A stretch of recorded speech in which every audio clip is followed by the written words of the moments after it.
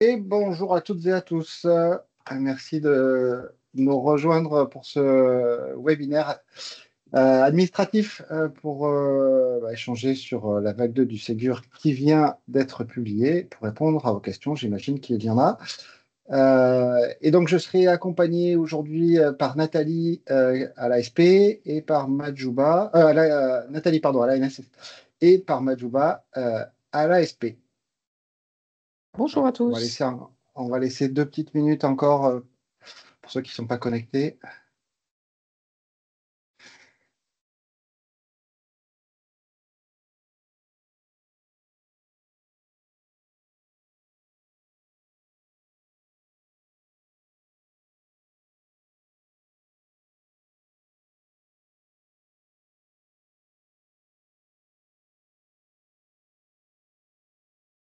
Est-il besoin que je vous diffuse les slides et le communiqué de presse de la conférence de presse? Normalement, ça a bien circulé sur les réseaux sociaux. Si jamais certains veulent, n'hésitez pas à mettre une petite main ou un petit commentaire dans le chat.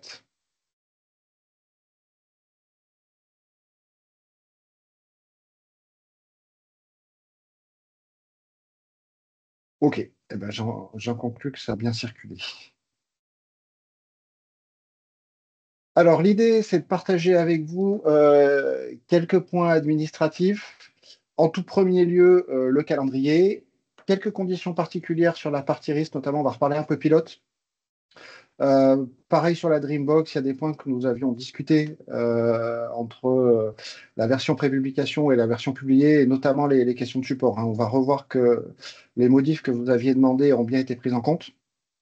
Euh, donc, on fera un petit point, je vous l'ai dit, sur la partie pilote, sur la partie risque et sur la partie préfigurateur, parce que je sais qu'il y a aussi beaucoup d'attentes par rapport à ça. Sur les calendriers, vous les avez bien entendu dans l'appel à financement, vous les avez aussi sur la page de l'ANS. Je vous les remets dans le radar, mais j'imagine que vous avez déjà regardé ça de façon très attentive. Et avec, vous l'avez vu, donc sur la partie initiale, sur la partie, je veux dire, amont, les dates RIS et Dreambox qui sont calées. Et sur le delivery, sur la partie déploiement, un petit décalage entre les Dreambox et les RIS, tel qu'on vous l'avait dit. L'idée, c'est d'avoir donc un peu plus de temps sur la Dreambox et notamment de bien s'assurer qu'on aura un parc RIS déployé avant la clôture de la Dreambox, toujours pour gérer ces questions de dépendance technique entre l'un et l'autre. Voilà. Si pas de questions sur la partie planning, je poursuis. Je vois qu'il n'y en a pas. On continue.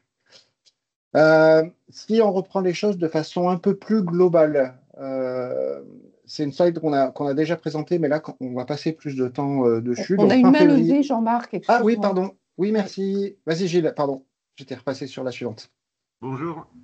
Oui, je voulais juste savoir à partir de quel moment on peut commencer à déposer les dossiers sur la plateforme Convergence. Parce Alors, qu'aujourd'hui, quand on clique sur associer à la vague 2, ça nous dit qu'il n'y a aucune démarche associable. ouais, Donc, pour l'instant, effectivement, tous les guichets ne sont pas ouverts. Ils vont ouvrir progressivement entre avril et cet été, donc pour le CNDA, on va en reparler. Donc, on vous donnera des dates exactes. Il y a aussi côté ASP, le simulateur, il y a pas mal de choses qui vont arriver. On vous fera une communication par rapport à ça. d'accord. Mais OK. normalement, c'est l'histoire d'à peu près un mois sur les premiers guichets. Mais encore une fois, on vous enverra des dates exactes, puisque côté ASP, il y a aussi pas mal de choses qui sont en cours. Il y a aussi toute la partie dépôt de demande d'avance. Voilà, c'est pour ça que je ne suis pas plus précis sur ces sujets-là, et on y reviendra. OK, Mais du merci. coup, merci de la question, ça permet d'y répondre à tous. Euh, donc la question que j'aurais pas ce matin, que j'ai eu pendant longtemps, c'est quand est-ce que sont publiés les arrêtés? Donc ça, c'est bon, c'est derrière nous. Vous le savez, ça s'est pas fait tout seul dans le contexte politique, mais l'importance du sujet, l'investissement collectif et l'attente des radiologues ont fait qu'on a pu continuer à avancer dans de bonnes conditions. Et donc les choses telles qu'on les voit aujourd'hui par rapport aux dates que je viens de vous représenter. Et tenant compte aussi de la migration du DMP, j'en tirerai deux mots. On s'attend à avoir le dépôt des premiers dossiers on va dire mi-T3. Alors, quand on dit mi-T3, ça peut être un peu large, mais on va dire après les vacances d'été. Et donc dépôt des premiers dossiers de référencement. Si on retranche 4 mois, donc on va dire qu'on retranche un gros trimestre, on s'attend à avoir les premiers bons de commande signés mi-T2. Voilà, donc on va se dire, allez, courant mai, on espère pour vous comme pour nous de voir arriver les premiers bons de commande. Et du coup, mi-T4, bah, démarrage des premières réalisations. Enfin, un risque comme Dreambox, on les attend tous. Voilà encore une fois la cadence telle qu'on l'imagine, avec la réalisation des prestations principales qui vont démarrer, et donc bah, des prestations secondaires qui vont démarrer juste après. Alors, ce qu'on a fait là sur la présentation, c'est très schématique, hein. Combien de temps il va falloir pour livrer les premières prestations principales et pour enclencher les premières prestations secondaires, bah, je dirais le moins de temps possible. En tout cas, là aussi, on l'espère pour vous comme pour nous. Mais la roadmap, c'est celle-là. Et donc, pour répondre à nouveau à la question de Gilles, j'avais prévu d'en parler là. On va vous préciser très prochainement les ouvertures des différents guichets côté ASP et côté MS. Voilà sur la roadmap de façon macro. Si pas de questions, je poursuis. Parfait. Allez, on continue. La partie CNDA. Alors, je vous remets en perspective ce qui avait été présenté au début de l'année par l'assurance maladie, avec pour commentaire bah, que les choses se passent bien, que les choses se passent normalement. On est dans les phases de recettes. Pas plus tard qu'hier, j'ai échangé avec le CNDA là-dessus. Donc, voilà, tout se passe comme prévu. Je vous remets aussi dans le radar le lien qui vous permet de suivre et qui vous permet d'avoir des informations. Voilà. J'ai eu une question de l'un d'entre vous par rapport au NIE, NIL et vérification faite. En ce moment, le CNDA, même s'il y a des opérations de migration sur le DMP, délivre bien les NIE, NIL. Donc, pour la constitution du dossier administratif sur lequel vous avez besoin de ces numéros, aujourd'hui, il n'y a pas de contrainte. Vous pouvez avancer. Je vais juste faire une petite marche arrière hein, sur ces questions de dossier administratif qui sont à déposer avant le 10 septembre. Là-dessus, aujourd'hui, il n'y a pas de contrainte. Voilà. Encore une fois, j'ai revérifié à nouveau hier, j'avais eu la question d'un d'entre vous, et donc j'en profite pour répondre à tout le monde, et donc il n'y a pas de difficulté pour avancer sur les questions administratives aujourd'hui. Sur la question de l'opérateur de service, j'ai eu la question d'un industriel du PAX pour qui c'était pas clair, et donc on revient sur ce point-là aujourd'hui. Qu'on soit éditeur ou distributeur, on est considéré comme le fournisseur de la solution. Et donc, c'est le fournisseur de la solution qui prend les engagements contractuels vis-à-vis du client, notamment des engagements de sécurité, et qui donc est considéré vis-à-vis de l'État comme l'opérateur de service client. Voilà. Pas forcément celui qui développe, mais en tout cas, c'est celui qui opère sur le terrain, et donc c'est le seul connu de nous. Donc, il faut bien être, quand on est référencé pour pouvoir déployer, à la fois référencé sur la partie logicielle, mais aussi sur la partie opérateur de service, ProSanté Connect. Il faut bien faire les deux. Pour l'éditeur, c'est une évidence. C'est vrai aussi pour les gens qui vont distribuer de la Dreambox. Et je pense notamment aux industriels du PAX qui vont distribuer des Dreambox. Voilà. Donc, il faut bien être sur les deux guichets. Vous avez toutes les informations sur le lien que vous avez là.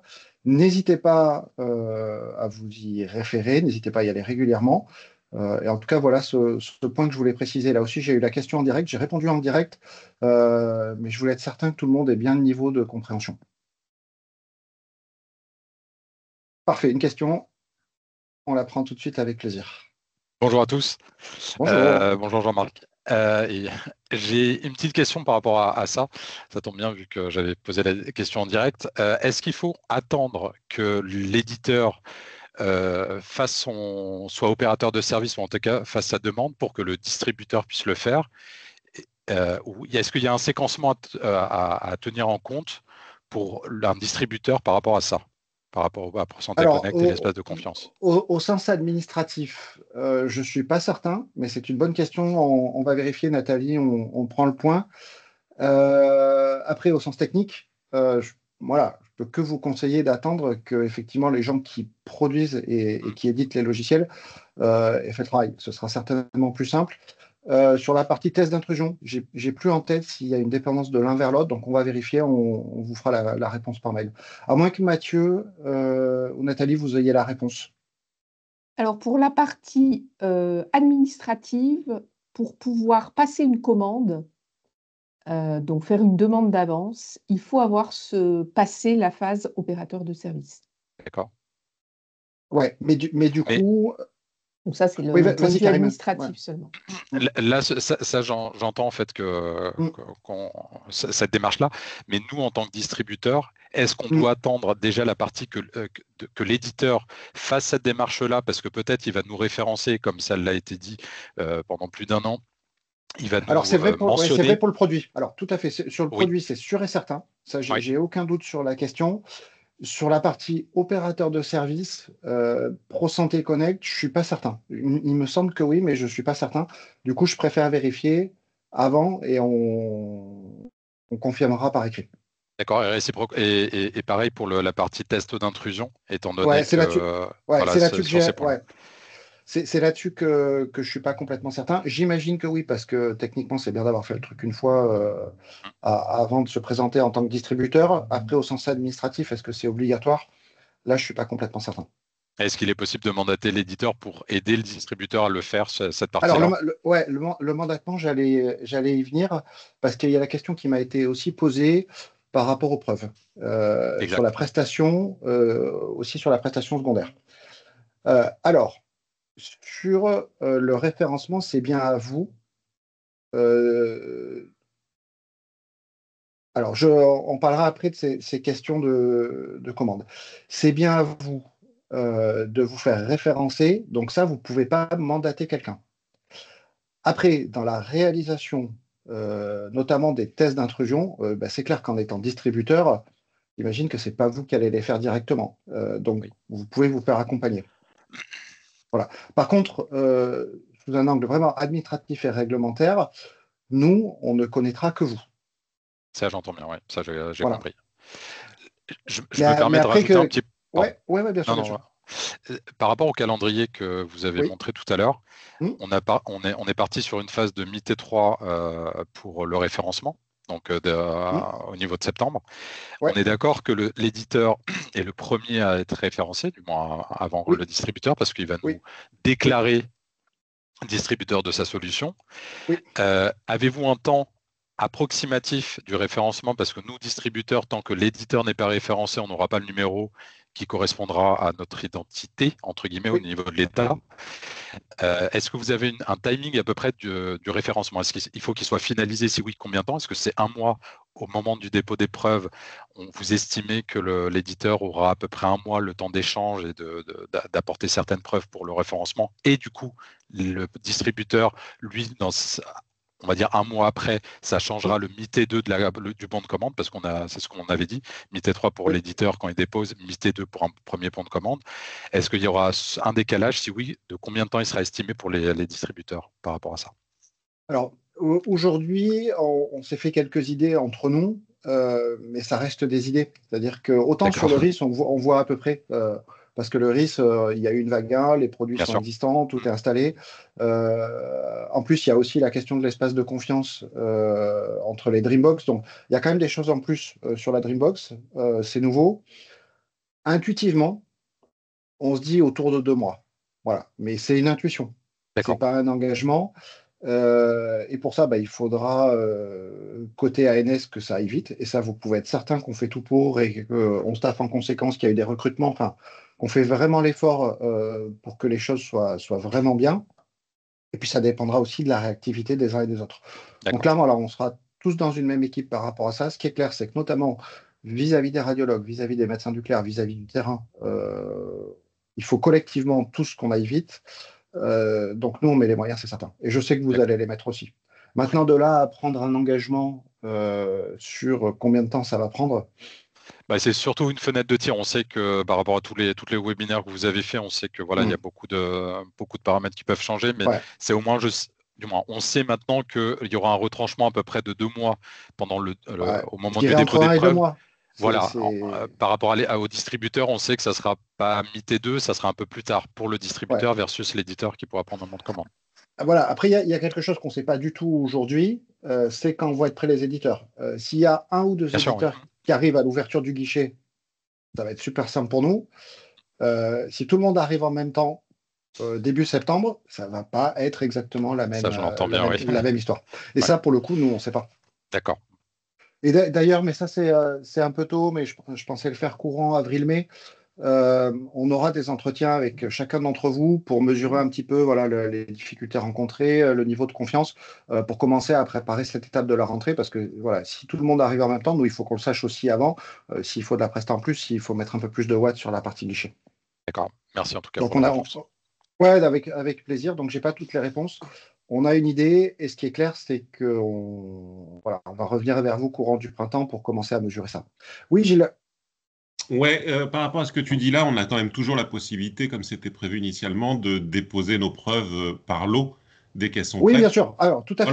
Donc, il ne devrait pas y avoir d'embouteillage si à partir du mois d'avril, on a la capacité à déposer nos preuves. Oui, sur le dépôt des preuves, il n'y aura pas d'embouteillage. Par contre, je répondais à la question précise des distributeurs qui vont être obligés d'attendre que les produits des éditeurs soient référencés pour s'appuyer dessus, et donc du temps qu'il faudra. Voilà, c'est précisément à cette question-là que je répondais. Le seul embouteillage prévisible, c'est le CNDA vis-à-vis du guide 2.10 du DMP, qui lui se fera a priori au mois de septembre. Donc c'est pour ça qu'encore une fois, toutes les dates dont on parle là, elles dépendent que de ça. Donc est-ce que vous avez prévu de nous tenir informés en temps réel de ce qui va se passer au niveau de la caisse? Alors, oui, sur l'information. Et c'est aussi pour ça que je vous ai remis en perspective le lien où il y aura des infos. Dès qu'il y a des infos, elles seront publiées là. On va commencer à y voir plus clair dans les prochains jours, puisque vous voyez, si je vous remets... attendez. Parce que là, je vais revenir là. Voilà. En fait, sur la partie CNDA, on va commencer à y voir clair mi-mars, sur la bascule de l'environnement éditeur. Voilà. Là, on est dans la phase de recette. Et aujourd'hui, tout se passe bien. J'ai eu David Flech du CNDA hier. Voilà. Les choses se passent comme elles doivent se passer. C'est la migration DMP, ça. Moi, je te parle du guide 2.10. Oui, je suis d'accord. Mais il y a la bascule de l'environnement éditeur. Il y a la bascule de l'environnement éditeur. Voilà. Mais là, après, ils annoncent début T3 en mode incertain. On a bien vu sur les roadmaps systématiquement que ça se décalait de plusieurs mois. Est-ce qu'il faut s'attendre à ce que ce soit publié qu'au mois de septembre, que le guichet correspondant il ouvre qu'au mois d'octobre, et ainsi de suite? Et à ce moment-là, qu'on puisse déposer nos 100%, ou en tout cas la partie administrative complète, qu'à partir finalement de fin octobre. Et là, ça change tout. On est d'accord. Donc, une des incertitudes, je le redis, une des incertitudes, c'est la bascule de l'environnement éditeur qui doit avoir lieu mi-mars. Donc, une fois que ça se sera passé, on aura passé une des premières incertitudes. Jean-Marc, tu m'entends? Ouais. Bonjour, désolé pour le retard. Je rebondis là sur la question de la publication du GI 2.10. Aujourd'hui, sauf erreur de ma part, on est sur une version GI qui est prépubliée. Ils appellent ça Release Candidate, je crois.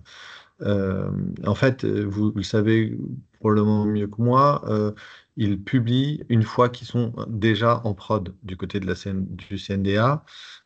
Ce qu'ils nous disent et ce sur lequel on est tout à fait confiant de leur côté, c'est que la publication, elle intervient, mais il y a pratiquement plus de changements. Là, on est à une version, je crois, 46 du GI 2.10. Donc, si changement il y a sur cette toute fin, entre ce qui est déjà connu, publié, aujourd'hui mis à disposition, et ce qui sera officiellement la version définitive du GI 2.10, ce ne seront que des changements très, très, très, très mineurs.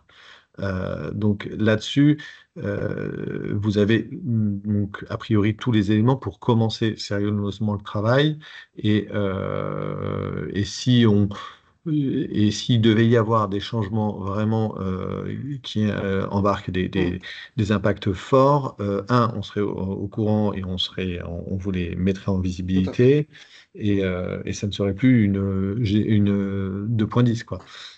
Donc là-dessus, il ne faut pas non plus se dire, ah ben on attend la publication. La publication, en fait, du côté du CNDA, ne traduit que la mise en production à la fois des environnements et à la fois de tout leur système. Alors, je pense que personne n'attend en fait la publication pour avoir commencé à développer. Non, c'était plus la partie dossier. Mais c'est ça, c'est la partie administrative. On traite tous avec le administrative. CNDA, on sait tous quels sont les délais entre le moment où quelque chose sort, le moment où on peut le faire auditer, le moment où ils sont capables, où ils ont le temps et que ça matche avec nos plannings à nous pour faire leurs audits. Voilà, donc ça prend du temps. Moi, j'ai refait une certification il n'y a pas longtemps. Il m'a fallu 2 mois pour avoir des papiers alors que c'était terminé. Et que on est d'accord, c'est bien là-dessus que j'avais répondu. C'est ça l'influence qu'il va y avoir. Ouais. Mais du coup, Vincent, tu as bien fait de rajouter, voilà, il faut déconnecter la partie technique de la partie administrative, et bien pris que c'est la partie administrative aujourd'hui qui questionne. Et donc là-dessus, encore une fois, vous aurez des infos on va arriver en temps réel. En même temps en consultation alimentation sur le RIS, sur le DMP, sur la Dreambox. Moi, je vais avoir 4 dossiers, par exemple, qui vont passer à la même date, quasiment. On leur a demandé si on pouvait faire en 2.9 et puis faire le différentiel en 2.10 pour gagner du temps. Même ça, c'est pas possible. Donc, il va y avoir beaucoup administrativement parlant à partir de septembre. Il ne faut pas espérer que ça ouvre au mois d'août. Voilà. Donc, moi, je veux juste alerter là-dessus. Ouais. On a administratif qu'il y a dessus. Merci. On a, quoi qu'il arrive, on a aussi bien amélioré les retours d'informations sur les avancements réciproques et du côté de CNDA de nôtre. Et du coup, on sait aussi mieux se partager où on est et mieux se partager les points d'alerte. On a, sur le côté un peu capacitaire, travaillé sur à quel moment il y aura des périodes de charge, de pic. Donc voilà, c'est... Après, on se prépare au mieux à ces moments qui vont être un peu des goulets d'étranglement. Et l'important, c'est qu'à la fois, on vous propose de la visibilité et à la fois, on anticipe au mieux. Après, comme l'a dit tout à l'heure Jean-Marc, on ne sait pas anticiper exactement à quel moment chacun d'entre vous va venir déposer tous ces éléments, quoi. C'est très exactement ce que je disais, ça dépend des deux, c'est-à-dire que ça dépend effectivement du moment où le CNDA sera en capacité de faire ça, et ça dépend effectivement de la capacité des éditeurs à déposer leur dossier taux, et du coup du fait si on en aura plusieurs en même temps ou pas. Mais c'est aussi l'idée des entretiens là qu'on va faire au printemps, alors sans urgence parce qu'il y a besoin que vous avanciez aussi. Je ne sais pas si on les fera en avril ou en mai, je dirais peu importe, mais on prendra le temps de revoir avec chacun d'entre vous tous ces points-là, et surtout, en attendant de votre part aussi, et de façon la plus transparente et la plus fiable possible, un petit peu votre point d'atterrissage. Parce que le plan de charge de notre côté, il en dépend directement. Et quand je dis de notre côté, c'est vraiment au sens large puissance publique. C'est ANS, ASP, CNDA, c'est tout le monde. Et comme l'a dit Vincent, on a des instances entre nous où on partage tout ça. Alors effectivement, vous, dans les démarches, vous avez un guichet en face de vous, mais vous pouvez être certain que derrière, le travail, il est collectif.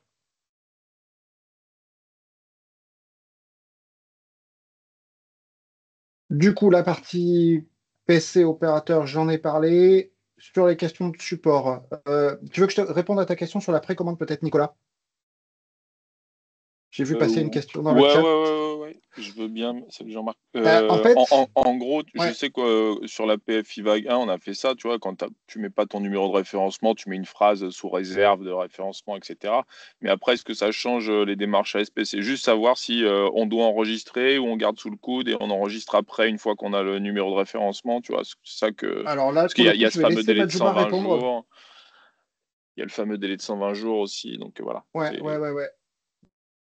Bonjour. Donc on avait prévu qu'il y ait Majouba de l'ASP pour répondre à ce niveau de détail. C'est parfait. Bonjour. Je te laisse la parole. Et en fait, le fonctionnement de ce côté-là reste identique à la vague 1, c'est-à-dire que vous avez effectivement la possibilité de faire signer des bons de commande, mais au maximum 120 jours avant donc, la date de dépôt de preuve. Et à ce moment-là, effectivement, si vous n'êtes pas en possession du numéro de référencement, il y a une mention spécifique à intégrer au niveau des bons de commande qui explique pourquoi, à ce moment-là, vous ne pouvez pas insérer le numéro de référencement. Et c'est exactement la même mention que sur la vague 1.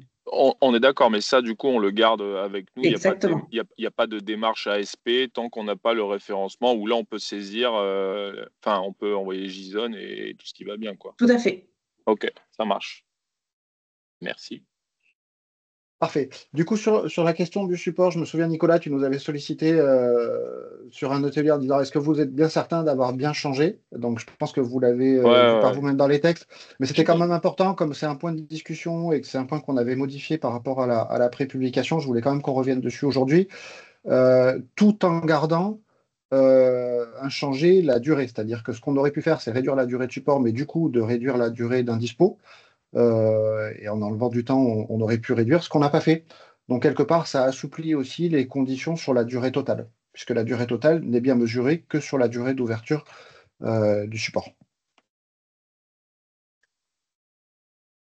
Sur les portails de diffusion, là aussi, j'ai eu notamment des questions d'industriels du PAX. On a bien écrit ce qu'on s'était dit. Et encore une fois, pour nous, l'enjeu, c'est à horizon 2027 qu'on rationalise tout ça, qu'il n'y ait plus qu'un dispositif. Et de deux choses l'une, hein, soit les portails de diffusion, ils intègrent toutes les fonctionnalités d'Inbox qu'on va rendre opposables et donc qui devront être conservés sur site. À ce moment-là, il n'y a qu'un dispositif et tout est englobé. Soit les portails de diffusion n'intègrent pas les fonctionnalités de la Dreambox, encore une fois, dont le cadre va être rendu opposable. Et à ce moment-là, il ne devra subsister que la Dreambox et le portail devra être décommissionné. Voilà. Donc, on n'est pas dans une logique de décommissionnement du portail, hein. On est toujours dans une logique de généralisation du partage d'images avec une mutualisation des dispositifs, notamment pour des raisons de sécurité, de cyber, mais aussi de rationalisation du travail des DSI. Hein, dont certains ont salué l'initiative parce qu'ils ont de multiples points de collecte et ça leur pose problème. Donc, on l'a bien écrit de cette façon-là pour qu'il n'y ait aucune ambiguïté. Sur la partie réception de la prestation principale, là aussi, c'est Philippe qui avait réagi sur le dernier atelier. Il fallait qu'on revienne dessus. J'en avais pris l'engagement. Il y a deux possibilités. Première possibilité, c'est que le RIS, il était déployé. Donc, on fait les connecteurs, tout va bien, on branche, ça marche, et c'est parti, et tout se fait au fil de l'eau. Deuxième possibilité, nous, on avait deux façons de faire. On pouvait se dire, le RIS n'est pas branché, pas de VA. Voilà. Ça, c'était une façon qui était presque plus simple pour nous, de se dire, tant que ça ne marche pas, il n'y a pas de VA, le RIS n'est pas là, ça ne marche pas, mais c'était pénalisant pour les éditeurs de Dreambox. Et vous savez qu'on a eu le souci tout au long de l'instruction de respecter le juste équilibre entre RIS et Dreambox. Alors certes, il y a des dépendances techniques, mais autant que faire se peut sous un angle financier et administratif, on délie les deux. Donc c'est ce qu'on a fait là. Et donc, si jamais il n'y a pas de RIS, le client doit signer la VA. C'est pas peut signer, c'est doit signer, et ce mot doit à la place de peut, il est important. C'est-à-dire que le client, il n'a pas le droit de vous dire non, il n'y a pas le RIS, je ne signe pas. C'est qu'il doit signer. Et ça, c'est vraiment important de bien le mettre en perspective. Une fois que le RIS est mis à jour dans sa version VAC 2, c'est à ce moment-là le client qui fait signer au fournisseur, qui dit voilà, j'ai signé la VA parce qu'au sens réglementaire, je devais le faire. Maintenant, il y a 2 mois pour revenir et il y a 2 mois pour finir. Voilà. Donc, il y a clairement une responsabilisation des clients. J'ai commencé à en parler au G4. On a commencé à faire un peu de pédagogie là-dessus. Je continuerai. Ça va demander du travail, c'est certain. Mais en tout cas, c'est bien comme ça que les choses doivent se passer. Après, sur le délai de 2 mois, je me souviens de la réaction de Philippe, qui avait dit oh là là, 2 mois, c'est trop court. On a tous l'enjeu collectif que le maillage, il marche vite. Donc, c'est pour ça que ce délai, il est un peu court. On sait aussi que tout ça, vous allez l'industrialiser, qui a eu l'expérience de la vague 1, et donc il y a plein de choses qui vont être industrialisées. Et donc, on pense que c'est possible. Voilà, donc, on a la conviction à la fois pour ces raisons d'industrialisation, mais aussi d'enjeu collectif, que ça marche vite et bien, plus la sensibilisation des clients, que ce délai de 2 mois, il est court, mais il est juste. Si jamais, à l'usage, on voit que ça ne le fait pas, forcément, on en rediscutera, mais aujourd'hui, on n'est pas du tout dans une position de se dire on met la pression au max sur ces 2 mois en sachant que ça ne le fera pas. On est dans une position de se dire on est ambitieux collectivement et on pense que ça doit le faire. Voilà. Je ne sais pas, j'ai pas vu si Philippe était connecté, j'ai pas fait attention. Peut-être ce qu'on peut rajouter, Jean-Marc. Ouais, vas-y, Vincent, n'hésite pas. Ouais, derrière ça, de toute façon, on aura l'occasion de faire des points d'étape à la fois lorsqu'on aura fermé les guichets de bons de commande, que ce soit RIS et DB, de voir un peu quelles sont les proportions des situations à venir. Donc, on verra venir ces situations-là. Et je pense que d'ici là, vous aurez de votre côté aussi éprouvé à la fois la planification des déploiements, à la fois la consolidation de vos plans de commande et de savoir un petit peu, OK, où est-ce que vous aurez potentiellement des goulets d'étranglement de ce point de vue-là. Je pense que ce qui est important à retenir, c'est que ce que vient de dire Jean-Marc, collectivement, on ne doit pas laisser traîner de temps entre la mise à jour du RIS et des DDB. Sinon, on va perdre aussi l'engagement des radiologues et eux, ils commandent une DB parce qu'ils veulent le voir fonctionner, quoi. Donc aussi, et de notre côté, on veut acheter ces prestations pour que ça fonctionne vite. Donc on a tenu compte du fait que dans certaines situations, ça ne pouvait pas dépendre des éditeurs de Dreambox. En revanche, ce qu'on vous demande, c'est cette réactivité de 2 mois. Et on se dit bien que ce ne sera pas sur une grande partie du parc que ces situations auront lieu. Donc aussi, c'est ce qui explique pourquoi on considère que ce délai de 2 mois est jouable. Ouais, merci Vincent pour la précision. Voilà. Et entre-temps, j'ai regardé, j'ai pas vu Philippe. Et ça répond en tout cas à la question qui m'était posée et qui concerne tout le monde. Sur le parcours.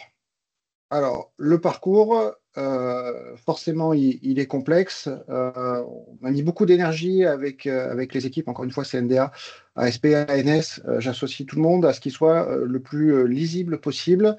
Je dirais le plus simple possible, malgré le niveau de complexité. Alors, une fois qui s'impose à nous, il y a les questions de cyber, il y a ProSanté Connect, il y a le CNDA pour le DMP, il y a les questions administratives pour l'ASP. Oui, l'État est une machine complexe, mais on l'a pris on va dire en considération en faisant les choses de la façon la plus intelligible possible. Si besoin de faire un atelier spécifique là-dessus, on le fera. La dernière fois, on vous a indiqué l'espace industriel pour poser vos questions et voilà, et nous solliciter.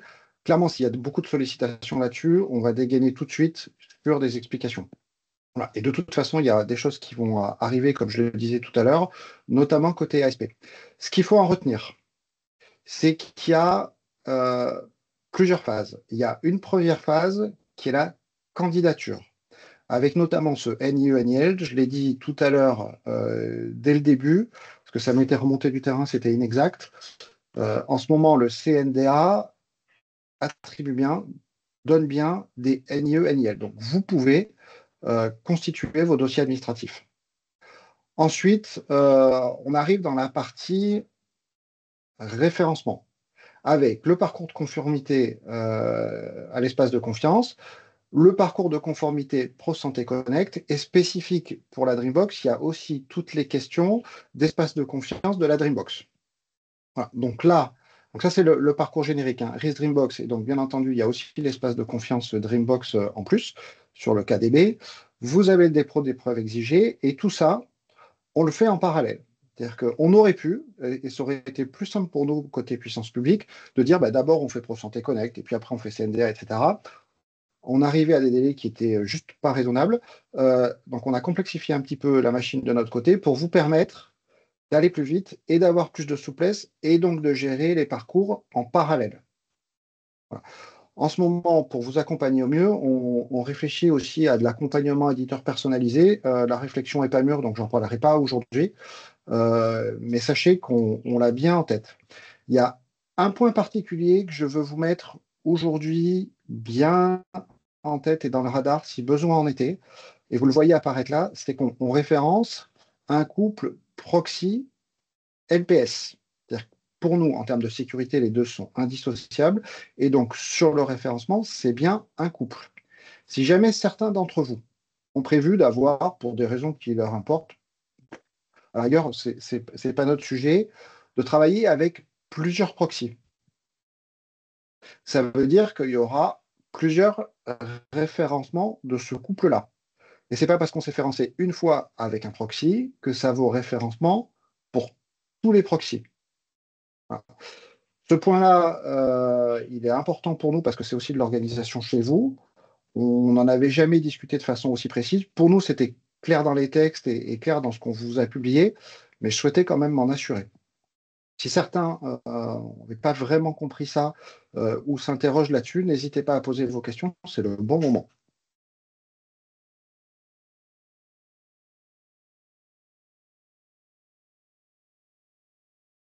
Parfait. À ce stade, de façon un petit peu macro, est-ce que vous avez des questions sur le parcours ou est-ce qu'on remet des éventuelles questions un peu plus tard au printemps quand on aura toutes les dates, notamment les dernières dates ASP, et on refait un atelier spécifique là-dessus?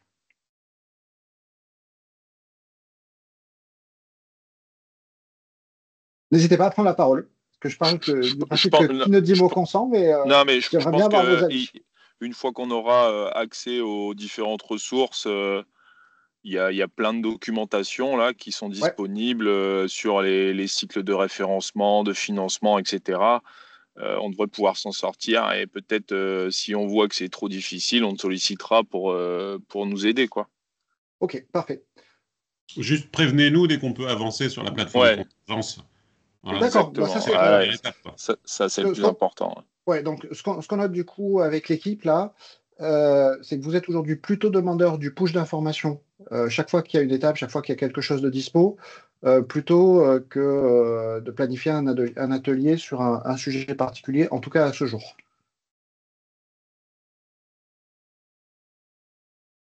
Ok, peut-être ce que je rajouterais juste. Ouais, vas-y, Vincent. Ouais, là-dessus, vous rappelez que vous avez normalement un interlocuteur vraiment dédié au couloir imagerie du côté de l'ANS et de l'équipe industrielle. C'est Armand, c'est ça, hein, Oui, c'est Armand, tout à fait.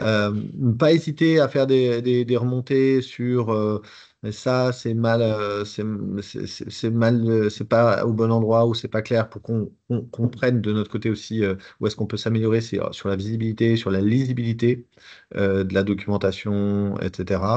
N'hésitez pas là-dessus, hein, nous, on est vraiment dans une démarche d'améliorer. Je pense que Armand aussi portera ça, enfin le porte déjà. Donc n'hésitez pas là-dessus à faire des retours et ne pas laisser un peu, on va dire, s'entasser des éléments soit de frustration, soit d'incompréhension. Ouais. C'est aussi à entendre un petit peu quand vous serez plusieurs à nous dire ça va pas, c'est pas au bon endroit ou ça, c'est pas clair, ce document, il est, etc. Que nous, on reviendra vers vous soit en améliorant ou soit en clarifiant les choses. Ouais. Clairement, pour rebondir là-dessus, dites-vous que si vous avez un problème, peut-être que certains ont le même. Et donc, plus tôt on le sait, plus tôt on peut rectifier. Voilà sur la question de parcours. Sur la partie demi-connecteur, là aussi, c'était important qu'on y revienne, hein. Vous l'avez vu dans les textes, il y a un enjeu pour nous à ce que ces demi-connecteurs soient systématiquement installés. La Dreambox, bien entendu. La téléradiologie aussi, j'en ai parlé. Vous avez vu qu'on l'a intégré dans la vague 2. Il y a aujourd'hui 90% des hôpitaux en France qui font appel à des plateformes de téléradiologie. Certains de façon fréquente, d'autres c'est beaucoup plus exceptionnel, mais à un moment, les documents ils doivent partir. D'autant plus que derrière, il y a les prestations secondaires pour vous, éditeurs. Il y a aussi tout ce qui est incitation à l'usage côté établissement, donc il y a potentiellement des impacts financiers pour tout le monde. Voilà. Donc, vous le verrez apparaître dans les bons de commande. Mais ce qui est clair, c'est que nous, on va demander aux radiologues, on va demander aux DSI, on va demander à tout le monde de bien être attentif, à bien cocher la bonne case dans le bon de commande et à bien vérifier que la prestation soit exécutée. Voilà. Pour nous, c'est du systématique et on met la Dreambox au même niveau que la téléradiologie, à part pour les 10% des hôpitaux qui n'ont pas ça. Voilà sur la partie connecteur. Sur la partie connecteur, juste ouais, moi, je t'ai fait une réflexion, je l'ai eu pendant le webinaire et je connais la chanson. Les devis qui vont être émis par les éditeurs sur les demi-connecteurs, notamment avec les PACS, ou peut-être potentiellement avec d'autres systèmes, je ne sais pas. Le RIS, ça peut se discuter un peu plus parce qu'il y a le financement de la vague 2. C'est pas le discours qui est tenu, même si je sais que tu vas surveiller les montants. Bien penser de votre côté aussi à distiller ça, parce que je vois bien côté libéral les posts LinkedIn qui risquent de qui sont déjà parus. Oui, puis qui vont déferler s'il y a un moindre devis qui arrive et qui vont nous dire d'être pris en charge, alors que ce n'est pas le cas. Alors, du coup, tu fais très bien d'intervenir là-dessus. Donc, il y a le sujet du RIS, il est traité, ça fait partie du cadre réglementaire, c'est financé, il n'y a pas de sujet. Il y a le sujet du PAX où c'est écrit dans l'AF, il ne doit pas y avoir de mise à jour. C'est-à-dire qu'il ne doit pas y avoir de mise à jour payante du PAX pour déployer de la Dreambox.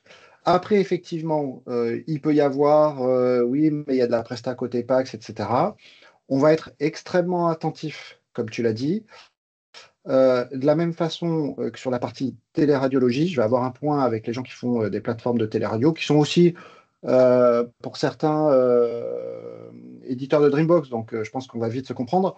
Mais c'est clair qu'on verra d'un très très mauvais œil que des plateformes de téléradio facturent des choses qui sont pas proportionnées pour ces connecteurs-là. Voilà. Donc j'aurai l'occasion de m'entretenir avec eux durant le printemps, mais tu fais bien de revenir là-dessus. Il y a ce qu'on embarque dans le réglementaire, qui est déjà un bel outil. Il y a ce qui se passe autour et on va être extrêmement attentif à ce qui se passe autour. Ça, c'est certain. Oui, mais là, nous, éditeurs de PAX, quelqu'un qui va mettre cette Dreambox chez nous, on ne va pas mettre en place un flux gratuitement, et c'est normal, ça s'entend. Non, mais c'est normal, j'ai pas de problème par rapport à ça. Voilà, mais c'est juste que du coup, comme il y aura ce coup-là sur les gens qui vont travailler avec plusieurs éditeurs, il faudra quand même penser à le remettre en lumière, notamment auprès de la FNMR. Pour qu'on ne rentre pas dans des embrouilles quand on va commencer à installer nos systèmes. C'est juste mon point aussi. Non, mais c'est très clair, on voit bien de quoi on se parle. J'ai déjà eu ces discussions-là avec les FNMR. Je l'aurai à nouveau. Ils comprennent qu'à partir du moment où il y a de la prestation, il y a des coûts, c'est normal, c'est la vie, il y a du travail. Tout le monde est très à l'aise par rapport à ça. Il faut que ce soit justifié et proportionné. C'est aussi simple que ça. Voilà. Et si c'est justifié et proportionné, moi, j'aurais pas de mal à l'expliquer aux radiologues. Et si c'est pas justifié et pas proportionné, j'aurais pas de mal non plus à l'expliquer à l'éditeur. Mais c'est pas la question, c'est qu'aujourd'hui, même sur des devis justifiés et proportionnés, je sais qu'on va avoir des. Non, mais ça, ce sera notre rôle.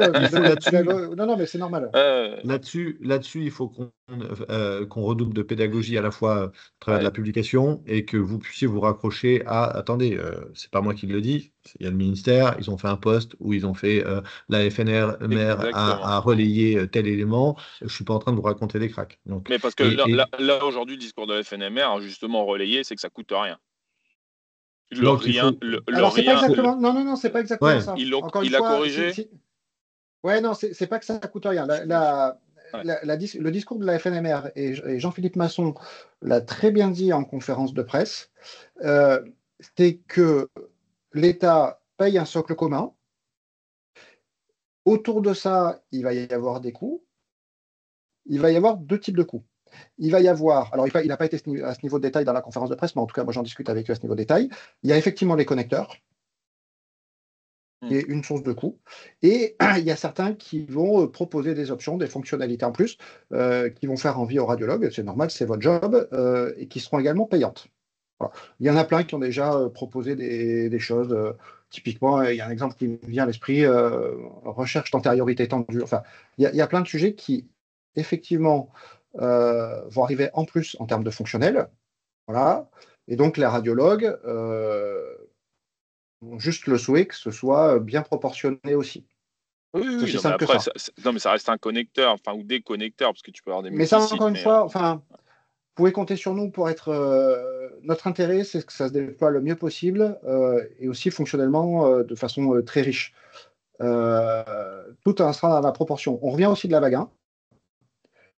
Ou dans certains cas, il ne faut pas se le cacher, parfois il y a eu des coups qu'on n'a pas compris, que les radiologues non plus. Voilà. Donc on a aussi tous collectivement cette expérience de la vague 1 qui va nous servir. Moi je suis assez confiant là-dessus, surtout que ce qui est différent de la vague 1, c'est que c'était des coûts d'infrastructure et parfois difficilement compréhensibles qui sont arrivés en plus.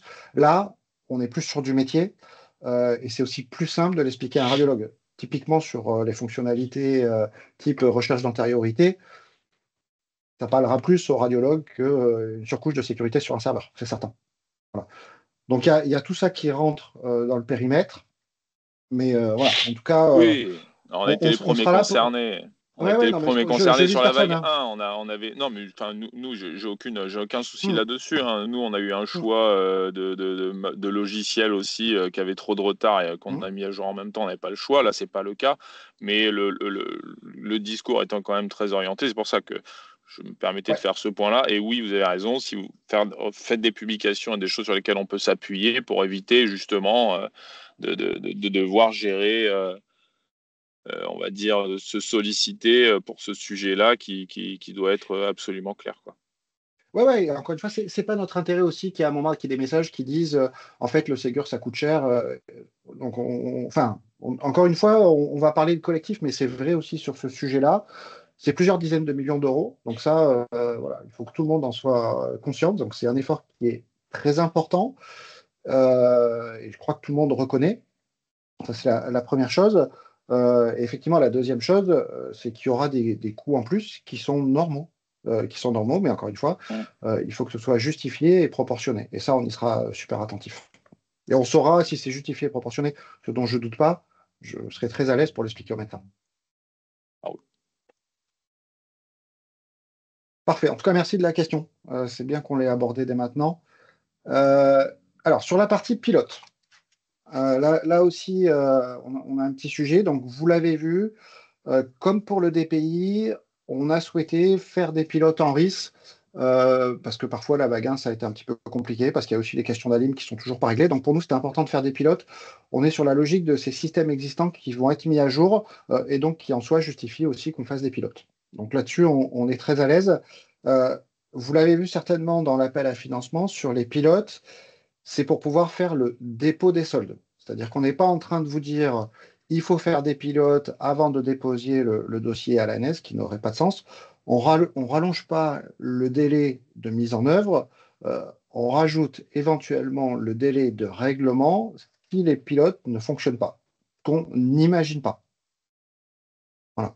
Donc je voulais revenir sur ce point. Et on ne fait pas de pilote donc sur la Dreambox pour deux raisons principales. Première raison, c'est qu'on n'a pas de système existant, on part de beaucoup plus loin, ce qui ne veut pas dire qu'on n'est pas aussi exigeant, mais c'était plus compliqué du coup de calibrer des pilotes. Et deuxièmement, il y a cette dépendance technique au RIS, et on ne voulait pas créer au niveau réglementaire de dépendance au niveau de la facturation, puisque encore une fois, c'est des systèmes qui sont disjoints en termes de facturation. Donc voilà les deux raisons. Pour autant, on s'en est parlé dès l'été dernier. Nous, ce qui nous importe, c'est que les usages se passent le mieux possible sur le terrain, et donc faire ce qu'on appelle, nous, une phase de préfigurateur ou sur des bassins de population, en fonction de sites que vous nous avez proposés, on va voir sur de la mixité multi-éditeurs, et c'est aussi pour ça qu'on ne fait pas de pilote, puisque ce qui nous intéresse aujourd'hui dans la Dreambox, c'est que tous les éditeurs travaillent bien ensemble. Et un pilote tout seul n'aurait absolument aucun sens, puisque ce qui fait du sens, c'est le partage entre éditeurs. C'est pour ça qu'on fait des préfigurateurs qui sont en parallèle du cadre réglementaire, et qui vont être pour nous l'occasion de vérifier que ça se passe bien entre les différents éditeurs, qu'au niveau métier, ça répond à la demande, que c'est performant, et que ça irrigue jusqu'à la médecine de ville pour la consultation. Voilà, encore une fois, je reprends le principe, et c'est important qu'on se le dise. Sur la partie cadre administratif, on va faire quelque chose d'assez simple. En tout cas, c'est la direction qu'on prend avec l'ANS. C'est encore en cours de travail, mais l'idée, c'est surtout pas de faire quelque chose de compliqué, surtout qu'il n'y a pas de financement. Voilà. Et en général, la complexité vient de l'impact financier. Là, il n'y a pas de financement. Normalement, d'ici demain, entre nous, on aura arrêté une première liste. On a une réunion demain matin là-dessus. Ce qu'on va faire ensuite, et vous l'avez sur la slide, on va prendre contact avec des établissements. Alors, en fonction du nombre, on verra si c'est tout ou partie, mais en tout cas, l'idée, c'est de prendre contact avec des établissements en vous tenant, bien entendu, au courant. C'est la moindre des choses. Et l'idée, c'est, autant qu'on le peut, en faire d'y aller par groupe d'établissements. C'est-à-dire que si on a un projet qui est sur un bassin de population avec un établissement privé, un établissement public, d'essayer d'organiser un point directement entre les deux pour que les gens comprennent les impacts techniques, je pense à ProSanté Connect, et l'enjeu pour nous qui est un enjeu de partage. Voilà, donc ce qu'on est en train de prévoir. Normalement, on va commencer ces entretiens dès mercredi fin de journée. C'est en cours de calage pour le premier. On va bien entendu vous tenir au courant des gens qu'on rencontre. J'ai pas de problème si vous souhaitez même participer à la discussion. Votre présence n'est pas du tout obligatoire, hein, puisque l'idée c'est plutôt de dialoguer directement avec les établissements. Mais si vous voulez être là au moment où on leur parle, j'ai bien entendu aucun problème.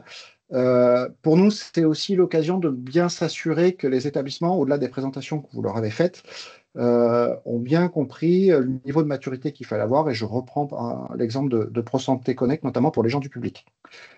Une fois qu'on aura fini ce travail, donc on arrêtera une liste définitive qui sera une liste publique, hein, puisque c'est bien l'idée de départ, et ça, on avait été très clair dès le départ. Et donc, ce qui nous manque pour faire ça, c'est sur les listes que vous nous avez envoyées de nous donner un contact technique. Ou alors, si c'est du privé, un contact radiologue, mais avec qui on pourra discuter un peu technique, voir qu'il sera accompagné de son informaticien. Bien entendu, le plus tôt est le mieux. Ça ne doit pas vous demander beaucoup de travail. Il suffit de nous renvoyer le mail que vous nous aviez envoyé avec des contacts en plus pour qu'on puisse organiser cette phase de rencontre. Voilà. Et donc, à l'issue de cette phase de rencontre, qu'on espère mener au mois de mars, on en aura terminé avec le cadrage de cette partie préfigurateur, puisque en même temps et en parallèle, vous l'imaginez bien, on va finaliser la partie administrative. Voilà, je vous avais dit qu'on reprendrait ce travail sur les préfigurateurs dès publication. Vous pouvez constater que c'est chose faite. Oui, Nicolas, vas-y.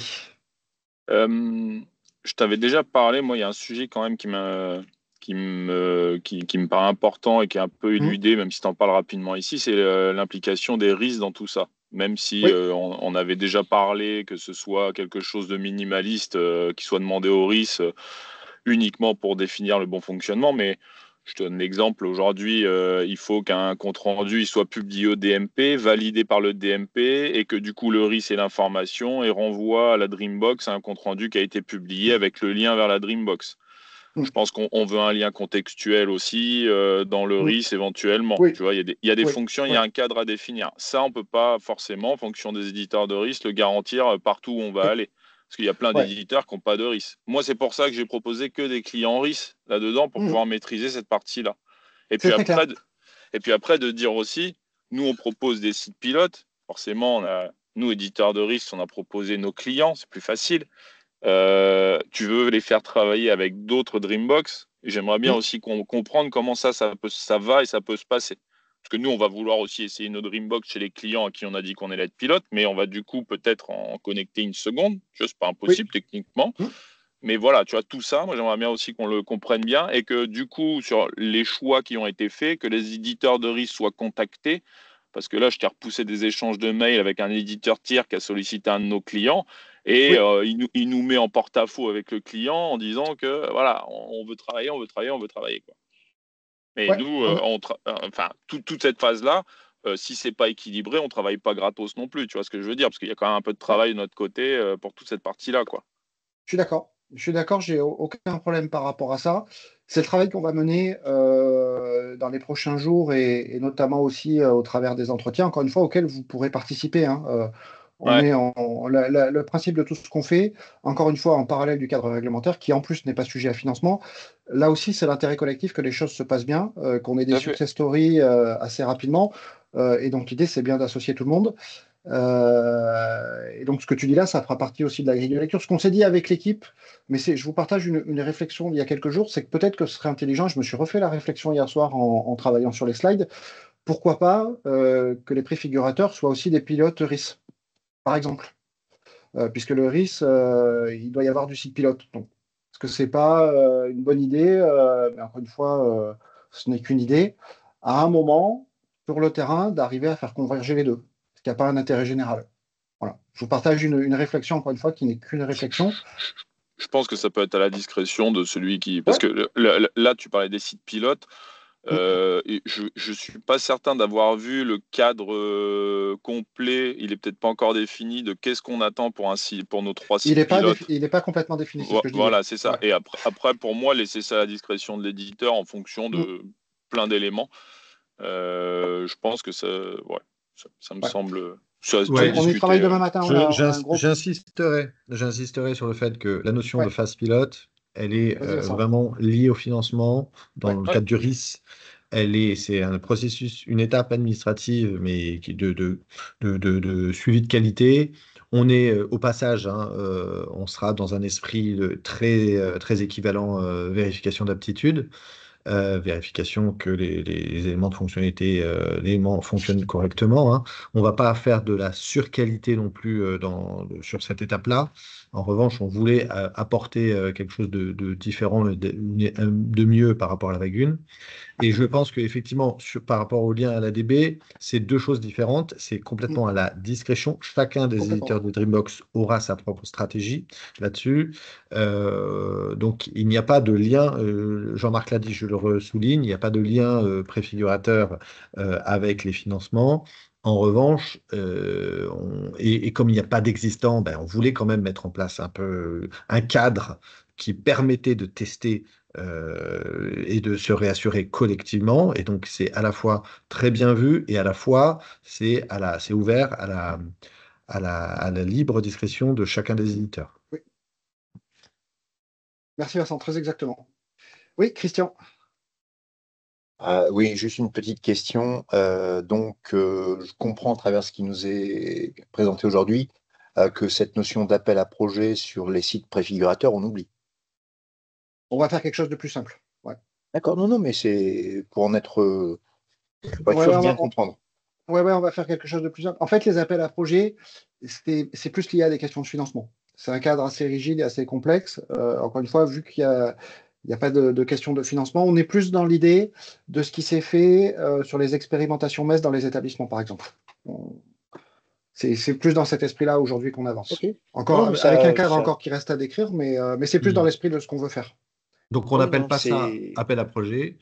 Et c'est à la libre. Et donc, on vous y avait à gagner, on y a gagné collectivement, mais il n'y a pas de financement derrière. Et il faut aussi que ça soit à la libre discrétion aussi de vos clients là-dessus. Donc, il faut choisir entre des clients qui sont déjà à risque chez vous ou pas, ou des situations que vous avez envie de tester.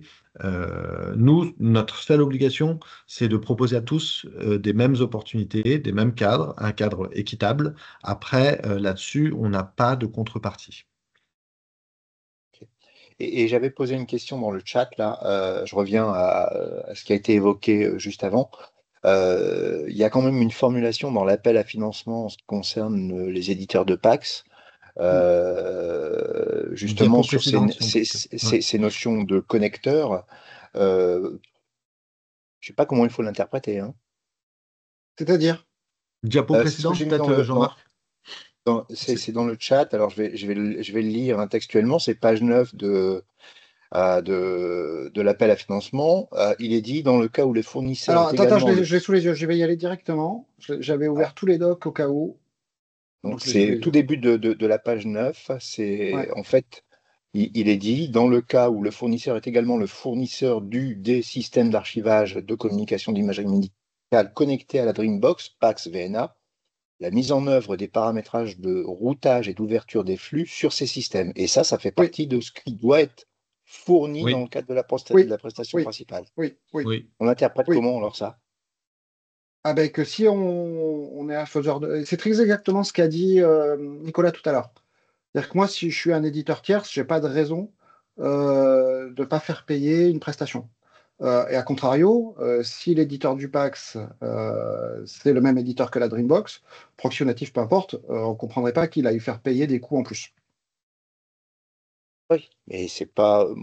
J'ai peut-être mal compris. Pour nous, c'est très clair. C'est pas ce que j'avais compris dans l'échange, moi. Moi, j'avais compris dans l'échange. C'est pour ça que je me suis autorisé à poser la question. J'avais compris dans l'échange que un éditeur de PAX qui vendrait, entre guillemets, sa Dreambox pourrait malgré tout proposer une facturation additionnelle pour la mise en place de ces connecteurs. Non, c'est très clair dans la façon dont c'est écrit. Je vais le relire. C'est bien marqué dans le cas où le fournisseur est également le fournisseur de ces systèmes. Il est bien écrit PAX VNA. La mise en œuvre des paramétrages de routage et d'ouverture des flux sur ces systèmes. Donc on dit bien ces systèmes au début, PAX VNA on les cite, ces systèmes à la fin, il n'y a aucune ambiguïté. D'accord, non, mais comme ça, Et c'est la retranscription de ce que disait Nicolas. C'est-à-dire que si je suis un éditeur tiers, que j'ai du boulot, c'est normal que je sois payé pour ça. Si je suis le même que la Dreambox, objectivement, je peux faire tout en même temps, quoi. Je parlais bien des tiers. Hein. Ouais, tu parlais bien des tiers, mais je l'ai repris dans ce sens-là. Comme je posais la question, je reprécise bien, c'était le sens de ma question, parce que après, celui qui veut faire payer son client, il serait, dommage. Mais... non, pour nous, c'est complètement assumé. Chaque mot a été pesé. Ça fait l'objet aussi de discussions entre nous. Je ne vous le cache pas. Et l'idée, c'est effectivement de tout intégrer là. Alors, je ne suis pas encore allé à ce niveau de subtilité avec les radiologues, hein, mais je prendrai le temps de le faire pour que tout le monde comprenne bien, parce que certains vont dire ah mais oui, mais mon PAX là, on fait un devis pour un connecteur. Moi je suis un autre radiologue, j'ai pas de devis pour le connecteur PAX, je comprends pas. Il y aura de la pédagogie. Hein. Je reviens sur ma question pédagogique, mais en tout cas sur ces lignes-là, elles sont très claires et du coup là bien comprises.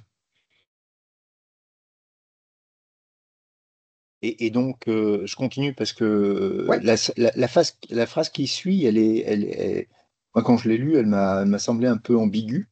Cette fois-ci, elle concerne les éditeurs. Non, elle concerne les éditeurs de RIS, où il y a la même chose pour les éditeurs de RIS, mais côté RIS, normalement, les demi-connecteurs, on va dire standards, ils sont financés par. Oui. Qu'est-ce qu'elle fait, cette phrase-là? Cette phrase-là, elle vient rajouter une couche, mais effectivement, c'était juste pour reprendre la même logique. Ouais. Mais oui, mieux vaut dire les choses 2 fois qu'une fois. Là, là aussi, c'est assumé. Hein. Oui, non. Sauf que potentiellement, ça pourrait être jugé un peu ambigu. Mais bon, peu importe. Alors, c'était aussi l'idée de l'atelier ce matin, c'est-à-dire que nous, on a passé des semaines, et notamment Vincent, que je remercie sur le travail sur ces textes. Donc, à la fin, on est dedans.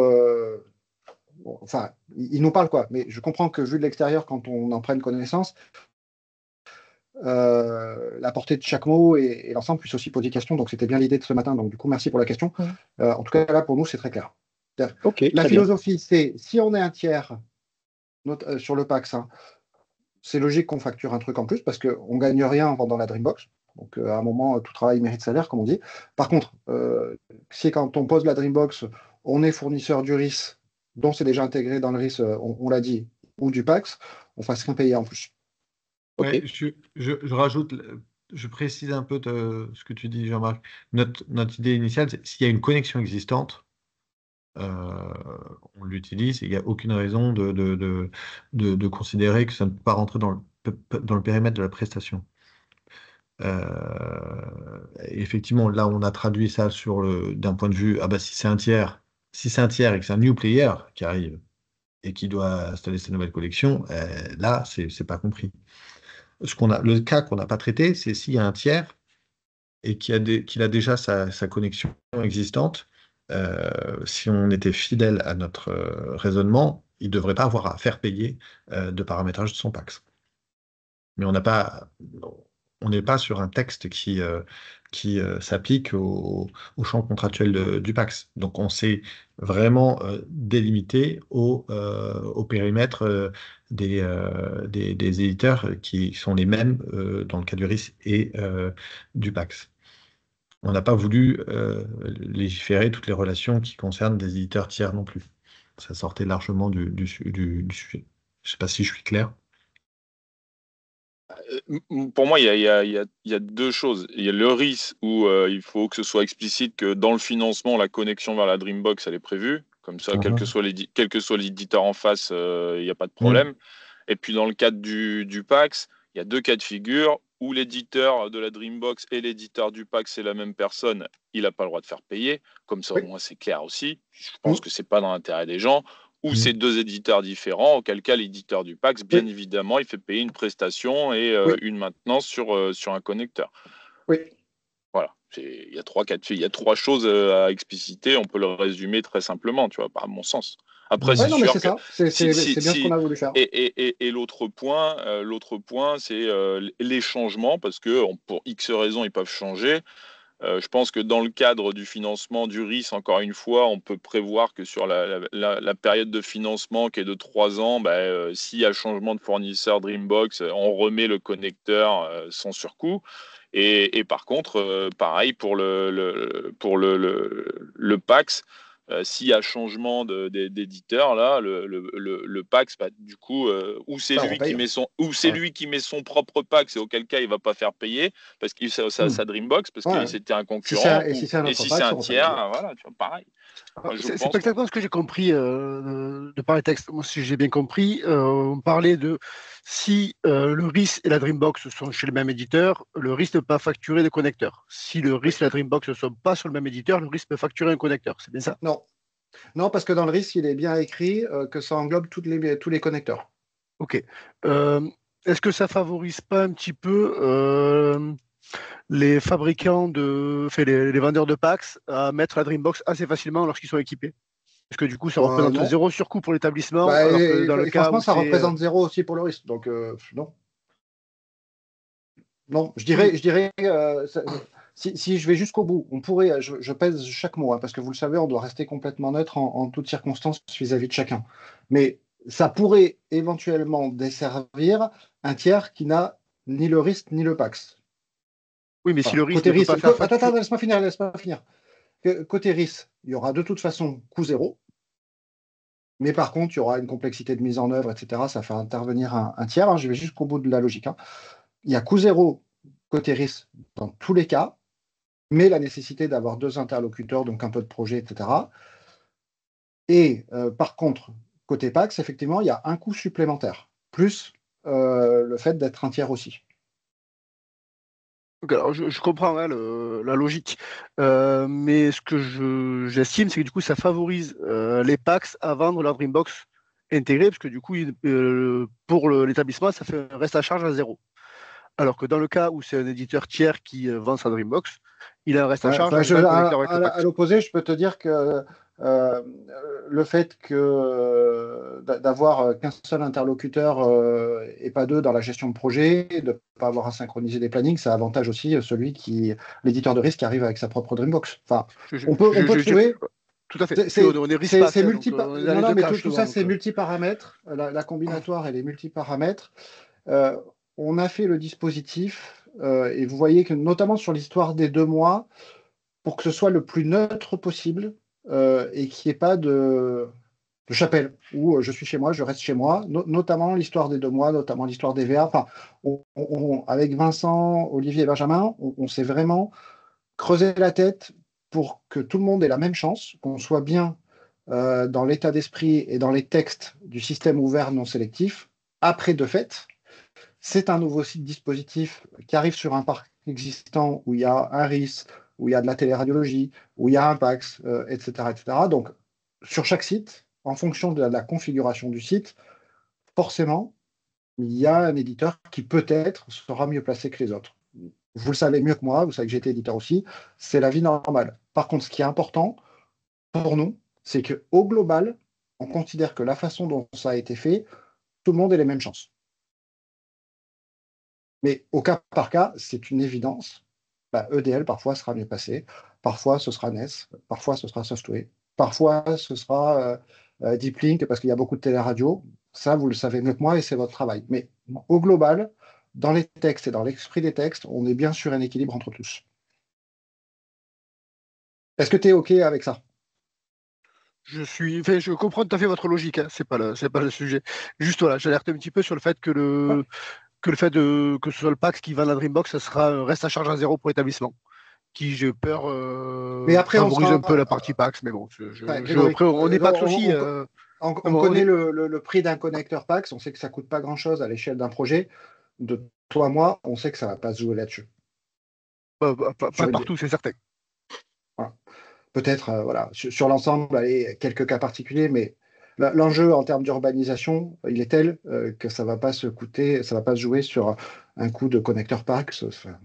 Après, je peux pas l'imaginer. Votre point de vue, je ne peux pas l'imaginer, et en tout cas, le travail qu'on a commencé à mener avec les DSI, clairement, les discussions qu'on a eues, c'est à notre enjeu. Ok. Mais merci du coup pour la question, au moins ça permet d'y répondre. Vous voyez, hein, il n'y a pas de mauvaises questions, on est prêt à débattre de tous les sujets, il n'y a aucun problème. Très bien, merci. Avec grand plaisir, moi j'avais prévu un peu de temps, c'était bienvenu. Et bien, si on a fini pour les questions, il n'y a pas de problème. Et à votre dispo autant que nécessaire, mais ça vous le savez. À très bientôt. Du coup, Vincent, Nathalie, si on peut rester connecté. OK. Merci à tous. Merci à vous. Merci, bonne journée. Au revoir, merci.